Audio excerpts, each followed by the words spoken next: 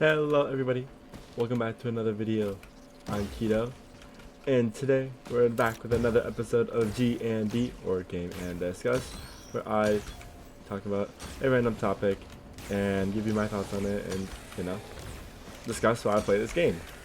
Today we're playing Risk Rain 2, I am Operator, and I don't think we have any announcements. Let's get right into it. So the video I'm going to make a topic on today is the state of certain buzzwords around mental health in America. I think it'll be make a lot more sense when I get into it. I think on the surface it sounds very awkward and weird to say out loud. But what I want to talk about is the delusion, I think is the word I'm thinking of, like dilute, of certain topics here in America that don't have the same issue elsewhere. So if you enjoyed this type of content, please make sure to like, comment, and subscribe. Did I say that twice? I'm not sure. Well, like, comment, and subscribe. Show my other socials some love. I've got a Twitch. Obviously, you're here on YouTube. I've got TikTok. So let's get right into it. So I think it'll make the most sense with an example. But I want to tell you that this started probably around COVID, when mental health became a big product of a lot of people's mind, because obviously we weren't able to socialize as we usually would, and it obviously had some mental health issues, mental health issues is probably the right word, that were brought up because of it. But I feel like we've gotten to a point now that some of the words are becoming so normalized that they are losing the meaning that they originally had held. One of the ones I want to point out to is trauma. The word trauma is like so like it's so used so often that it's losing the original value it had to it. For example, people say like, oh, if you look up this, you're gonna get traumatized from it. And I know a lot of those are just like clickbait, but then some people actually do like believe that sort of stuff, and it's like, calm down, you're gonna be fine. First off, you're not gonna get traumatized from it. But then people use it so often, it's losing the original meaning that it held. A traumatized person is not, they saw some boobs on TikTok or some shit like that. A traumatized person isn't even seeing. I'm sure there's probably something you could watch online and some people would get traumatized from it, but they're the exception and not the status quo. And it's just becoming such a major thing. Like, the person who's traumatized is, Sergeant Jones, who, watched his best friend get, completely eviscerated back in Nam, or even, like, I don't know, war, no one wants to see war, or the person who was abused by somebody in some way, or something like that. That's trauma. But then people will just dilute the meaning of this word, and it makes everyone else who has trauma, it makes it worse for them, because it's just lost the original meaning that it held, and kind of making it your own. And for a population with such a big focus on mental health and what it can do to people, I feel like that's a overlooked part of mental health. The loss of value to everyone is of specific words only hurts everyone. You know, like there are some words I'm sure that like we don't want the value to be there behind them. It makes more sense. But something like that, the value 100% should still be, you know, around for our people. And another one I'd like to bring up is like overstimulated. I feel like that one actually might be a better example because people say they got overstimulated by anything. I'm sorry. Like, you're being overstimulated is something that not.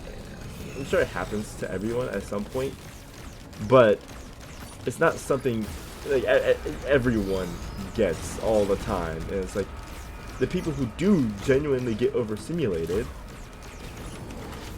now feel corny or something about that for using that word.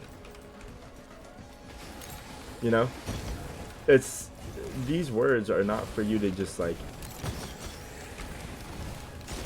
obviously you can use whatever. We live in a country with free speech, but like when you dilute the meaning of a word for someone, the people who really have this issue don't feel like they can be seen. Because if this person's having this issue and they are, you know, I'm gonna give an example. Like somebody who is like compliment fishing. So they can fish for compliments all they want. It's part of their free speech, whatever. But a person who doesn't feel seen is now seeing this person fishing for compliments. It makes their problem seem like they're less when they're really not. You know? Their problems are equal in value. If this person feels like they're not beautiful, and then this other person who's much more beautiful than says, "Oh, I'm so ugly," and they fish for compliments around these people, well, now that just makes them feel even worse. When it was literally just one person's ego devalued the word to these people, and just to stroke their own ego. It hurt somebody else, even if they didn't do anything directly. Which is the part that I think people forget about when using like words like that and diluting their meaning.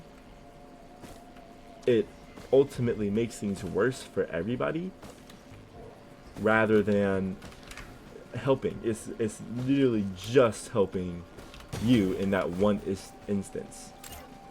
Nothing else. It doesn't help anybody. So in a culture that's so focused on mental health and the mental well-being of hopefully everyone of our citizens, to have this be such a, I don't think it's necessarily an issue, but something that's so prevalent in our culture, I think it needs to be something that we like look into, because it really can make people feel unseen, and like they aren't able to say what they need to, because now this is a, you know,